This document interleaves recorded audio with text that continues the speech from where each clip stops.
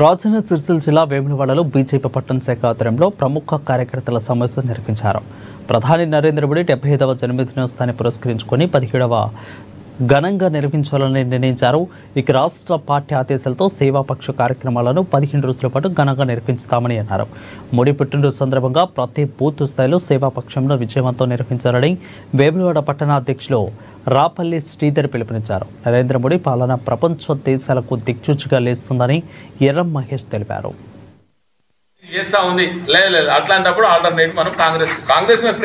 దేశం కొరకు ధర్మం కొరకు ఈ దేశంలో ఉన్నటువంటి 140 కోట్ల ప్రజల సంక్షేమ అభివృద్ధి లక్ష్యంగా పనిచేస్తున్నటువంటి పార్టీ భారతీయ జనతా పార్టీ.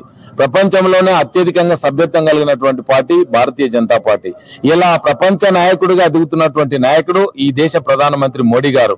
ఆ మోడీ గారి నాయకత్వంలో ఇవాళ భారతీయ జనతా పార్టీ ఏ విధంగా అన్ని రంగాల్లో ముందుకెళ్తున్నటువంటి విషయాన్ని ప్రజలు స్పష్టంగా చూస్తూ ఉన్నారు.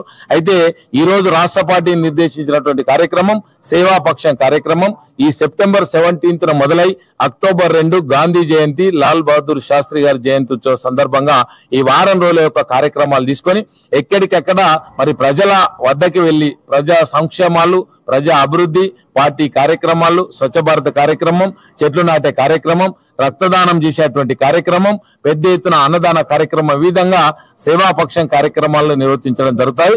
దాంతో పాటుగా ఇవాళ రాబోయేటువంటి స్థానిక సంస్థల ఎన్నికలలో అది జిల్లా పంచాయతీ కావచ్చు, అది మండల పంచాయతీ కావచ్చు, అది గ్రామ పంచాయతీ కావచ్చు, అది మున్సిపల్లో కావచ్చు, ఈ స్థానిక సంస్థలలో మరి మోడీ గారి నాయకత్వంలో, నడ్డా గారి నాయకత్వంలో ఈ రాష్ట్రంలో ఈ ప్రాంతంలో కరీంనగర్ పార్లమెంటు పరిధిలో మరి బండి సంజయ్ గారి నాయకత్వంలో